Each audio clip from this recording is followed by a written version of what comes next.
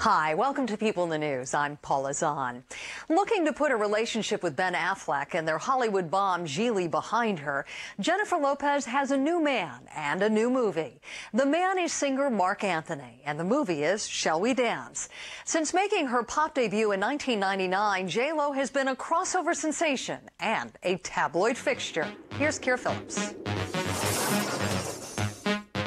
She's been dubbed the ultimate triple threat.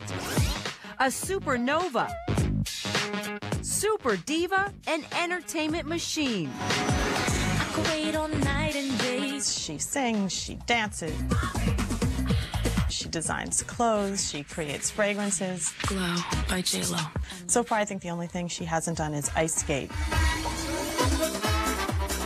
At 35 years old, Jennifer Lopez is a 21st century multimedia mogul. From motion pictures to music videos, if fans need a fix, she's just a play away. She may not be the greatest technical singer in the world. She may not even be technically the most beautiful woman in the world, but she has made herself probably the most talked about, lusted after woman on the planet. 17 films, 4 multi-platinum albums, $250 million in the bank. Diva-sized in style, self-regard, and ambition. For nearly a decade now, we've buzzed about the boyfriends, the Bentleys, the bling, and of course, that famously insured bottom line. But beyond the madness that surrounds the woman known as J.Lo, it's the men and marriages that intrigue the most. Not once, not twice, but 3 times she's walked down the aisle. This past June, Latin crooner Marc Anthony became husband number 3. Marc Anthony has a reputation for being very private, and it seems to have rubbed off on Jennifer, from the way they held their wedding to the way that they've not talked about their marriage at all. But wait, weren't we just in the throes of Bennifer?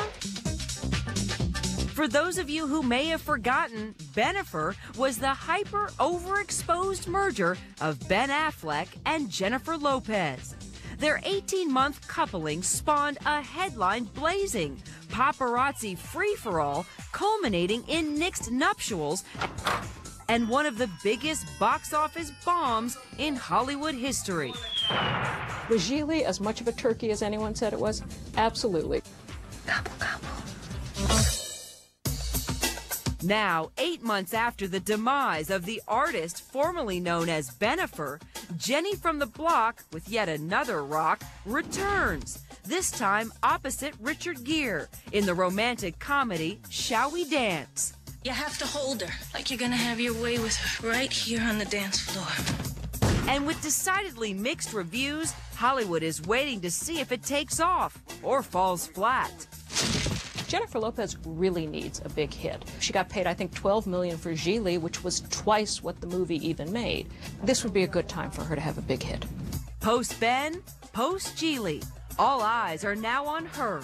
But it's the reinvention of an overexposed diva that's garnering the biggest buzz. I think Jennifer Lopez has really learned her lesson about overexposure, and that less is more.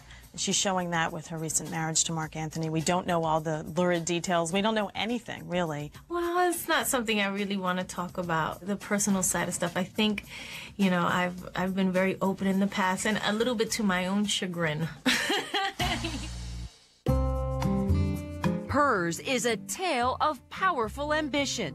We begin our story on the block where it all began.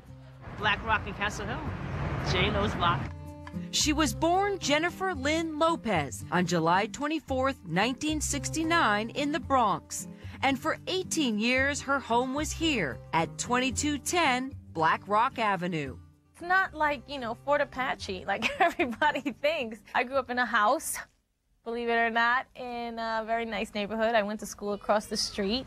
It was a nice neighborhood, a very mixed neighborhood. She used to come to get a pizza almost every day. My cousin, right? He went out with her around right here.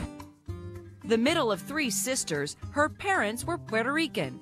Her mother, Guadalupe, taught school. Her father, David, worked with computers. Money came and went, but one thing always remained.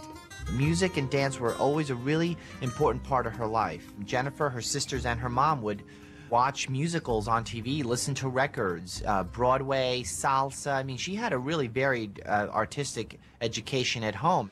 You know, she watched West Side Story, you know, ad infinitum. By 1987, with 12 years of dance and a high school diploma under her belt, she set her sights on New York City. Already a fixture at local dance clubs, she dreamed of making money off her moves. This is the Manhattan-bound 6 train. With her nose pressed against the window of the number 6 subway train, she watched the Bronx disappear.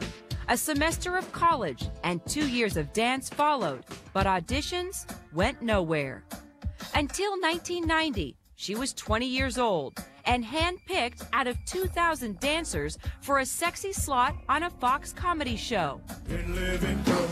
I remember watching In Living Color and thinking, wow, that girl is really hot. And she was, you know, she's like,